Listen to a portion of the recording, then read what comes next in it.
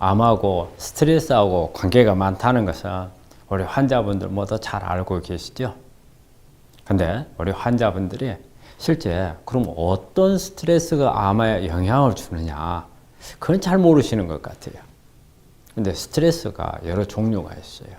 우리가 그러면 스트레스란 게 지금 뭐냐? 우리 스트레스란 용어를 제일 먼저 사용한 분은 우리 캐나다의 내분비학자인 셀리라는 분이 처음에 이 스트레스라는 용어를 명명을 했어요. 그래서 우리가 우리한테 어떤 유해한 일이나 우리를 긴장하게 만드는 이러한 요소들을 스트레스 주는 영양 요소고, 그래서 우리가 그걸 받아서 우리가 긴장 상태가 되는 거, 이걸 스트레스라고 하거든요. 그래서 우리 스트레스를 한번 이렇게 단계별로 몇 가지가 있어요. 그래서 첫 번째는 각성기. 그러니까 우리가 일상생활을 하면서 스트레스 받잖아요.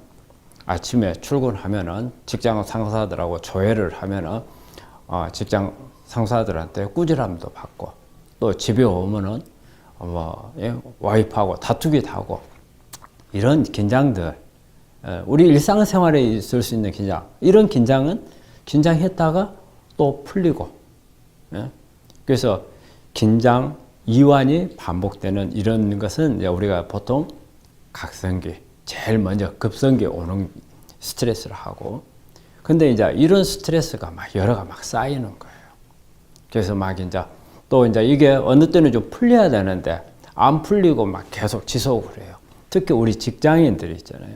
직장 생활 오랫동안 하다 보면은 밤늦게 일해야 되고, 또 끝나고 나면 어떻게 회식 가서 그냥 편하게 푸는 게 아니고 또 제2의 이 업무에 해당돼 버릴 정도의 그런 일이, 그 다음에 회식이 이게 스트레스가 돼서 이거 몇 달이고 이렇게 지속이 되면 우리가 이런 경우를 저항기라고 그래요.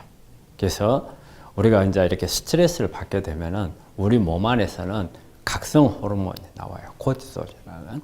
근데 이런 각성 호르몬이 계속 쓰다 보니까 이제 어때요? 많이 이제 부족해져요. 그러니까 우리 이제 이런 걸 가장 먼저 느끼는 게 우리 이제 특히 제일 우리는 저항기를 느껴 우리 직장인들인 것 같아요. 직장 생활을 오래 하다가 막 이제 아침에 일어나려면 출근하기도 싫고, 또 일어나서 뭐 정신이 빨리 안 되니까 몽롱한 상태에서 세수하고 밥 먹고, 그래 출근하다 보면 이제 정신이 깨고, 이렇게 이제 오래되면 이걸 이제 저항기라 하는데,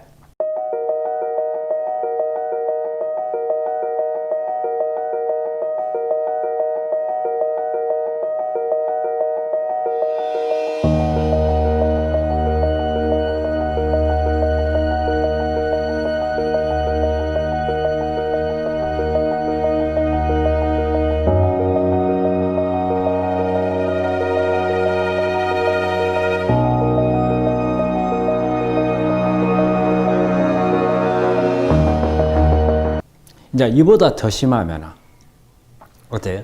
이제 직장 생활을 하다가 너무 심하면은 쓰러지는 거예요. 이거 탈진기예요, 탈진. 그래서 탈진이 돼버리면은 보통 이제 우리 이런 각성 호르몬을 만드는 게 우리 부신에서 많이 만들어요. 그래서 이제 또 우리가 다른 용어로 번아웃이라는 용어도 쓰죠. 우리 일반인들이 참 많이 쓰는 말이죠. 번아웃. 완전히 타버렸다는 거죠. 그래서 이런 상태가 되면 이제 우리가 보통 부신 기능 부족. 그러면 암하고 관계에서는 주로 이제 어떤 스트레스가 영향을 주겠느냐? 즉, 아마 가장 큰 영향을 주는 것은 세 번째. 탈진 상태에 그런 스트레스가 암에는 영향을 주고, 이런 탈진 상태가 되면은 즉 스트레스가 너무 심해서 나중에는 면역이 떨어져 버리거든요. 그래서 우리 환자분들한테 환자분 스트레스 많이 받은 적 있습니까? 그럼 어떤 분들은 별거 없었습니다. 또 어떤 분들은 뭐 엄청난 스트레스 받았습니다. 근데 이렇게 쭉 내용을 들어보면 기준이 없어요. 기준이. 그래서 우리가 보통 이제 스트레스 물어보는 것은 한 이제 암 이게 발견되기 6개월에서 한 18개월 사이의 스트레스를 물어보고 그 다음에 이제 아주 오래 전에 물어보는 스트레스는 되게 어떤 스트레스냐면요. 내가 정말 기억하고 싶지 않다. 이런 부분들을 이제 물어보는 거거든요. 그거는 뭐냐면 그 당시에 스트레스가 어느 정도였느냐. 그 정도를 보고 이게 암의 원인이 될 수 있었던 거지. 아니면은 중간에 암을 키우는 역할을 한 건지 이런 부분들을 보기 위해서 스트레스를 물어보는 거거든요. 근데 몇 달 전에 뭐 간단한 이런 스트레스도 있었다. 또 어떤 분은 스트레스 없는 삶이 어디가 있느냐 막 이런 식으로 답을 하는데 가장 큰 영향을 주는 부분들은 그런 우리가 탈진이 될 정도의 또 기억하기 싫을 정도의 스트레스 이런 부분들이 면역에 큰 영향을 주고 암에 영향을 준다는 것을 생각하셔야 되고 그래서 이 부분을 한번 돌아보면서 내가 암 걸리기 전에 어떤 스트레스를 받았는가 또 이게 나한테 어떤 영향을 줬는가 근데 이 영향을 줘서 나한테 어떤 정신적으로 문제라든지 아니면 육체적으로 문제라든지 또 암을 오기 위한 원인이 되었다든지 이런 부분들이 있다면 이런 부분들을 풀어야 됩니다. 그래서 단순하게 이런 부분들이 내 기억에 뇌리에 박혀있는 부분이 그렇게 쉽게 풀리지 않아요. 그럼 어떻게 해야 되겠습니까? 만약에 이런 부분들이 있다면 내 마인드 컨트롤이 돼야죠. 그래서 스스로 마인드 컨트롤이 안 된다면 어떤 이완요법이라든지 아니면 어떤 명상을 또 어떤 다른 이런 전문가들한테 도움을 받아가지고 이런 스트레스, 옛날에 쌓였던 스트레스를 좀 풀어야 됩니다.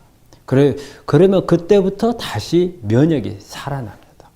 그래서 암을 치료하는 데 도움을 주고 또 긍정적인 마음을 가져서 내가 암을 이기고자 하는 이런 자신감도 얻을 수가 있습니다. 그래서 스트레스는 그러한 탈진을 할 수 있는 그런 상태의 스트레스를 말하고 만약 이런 스트레스는 꼭 제가 방금 이야기한 방법들을 통해서 풀기를 바랍니다. 그게 암을 치료하는 하나의 방법입니다.